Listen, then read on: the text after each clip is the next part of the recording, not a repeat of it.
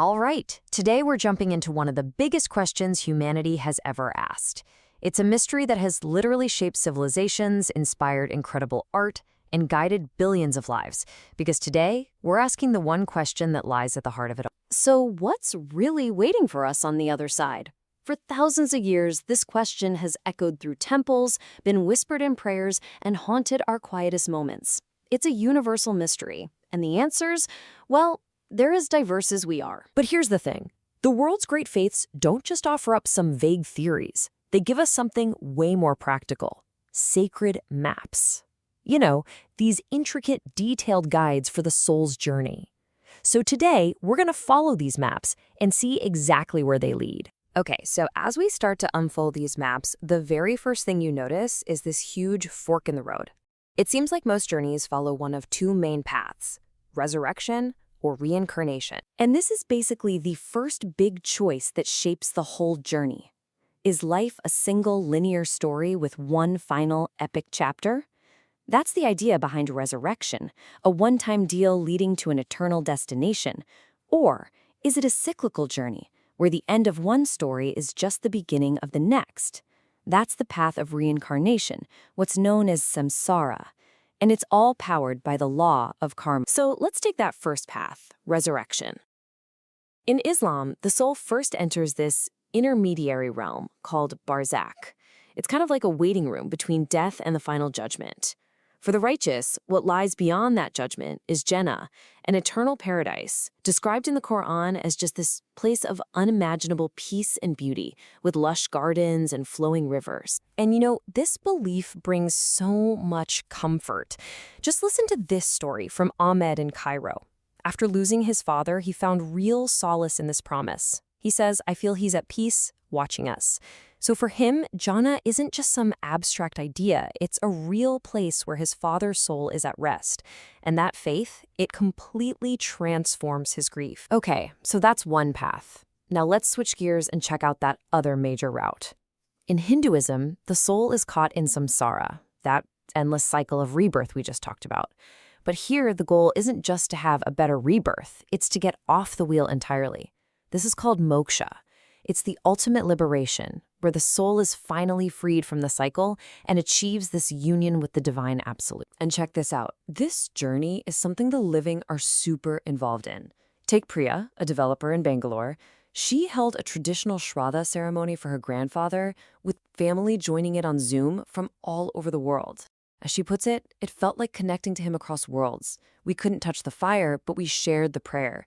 I mean, that just perfectly captures how these ancient, powerful rituals are adapting to our world today. But hey, if we stopped there, we'd be missing a massive part of the story.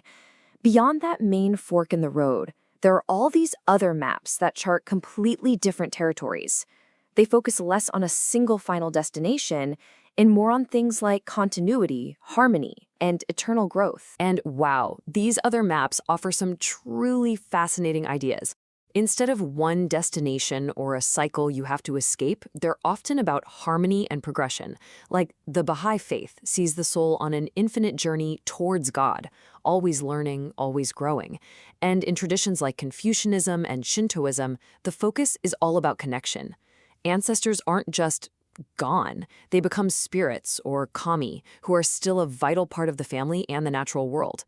Then there's Taoism, where the goal is to return to the Tao, that universal flowing source of all life, to achieve a kind of natural immortality. You know, that whole idea of an ongoing connection, whether it's to God, to ancestors, or to the Tao, it highlights a theme that runs through almost every single map we've looked at. This idea that through ritual, we can actually build bridges to the world beyond. Which brings us to a really deep question, one that's at the heart of so many traditions. Can what we do here, in this life, truly affect a soul's journey over there? A whole lot of faiths answer with a resounding yes. Let's look at a really beautiful example, the Islamic practice of sadaqah jariyah. It's such a cool concept. The living will do some act of ongoing charity, like building a well or supporting an orphanage, all in the name of someone who has passed on. The belief is that the continuous good that comes from that act sends blessings, the spiritual comfort, to the soul in barzakh. It's described so poetically as a cool wind through a desert tomb. And you know, this idea that our actions have this lasting impact, it's popping up everywhere in new ways, from virtual prayer circles and online memorials that bring people together from across the globe, to eco-funerals that blend ancient beliefs with modern values.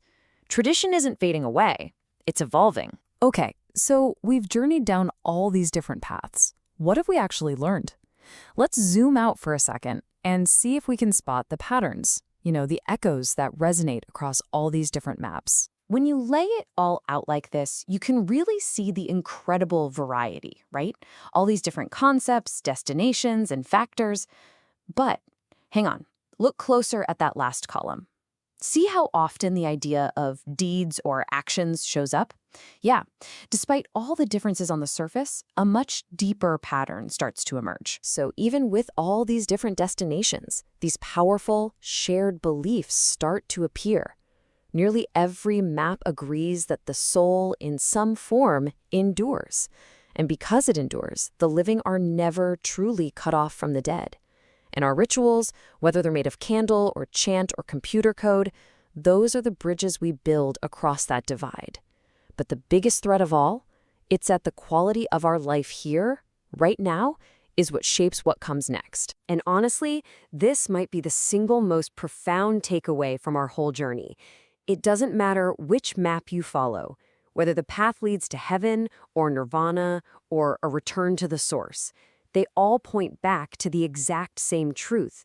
How we live now is what determines what comes next. So the real question is, what do all these incredible visions of the next life actually ask of us, right here, in this one? That's definitely a question worth exploring. Thanks for joining this explainer.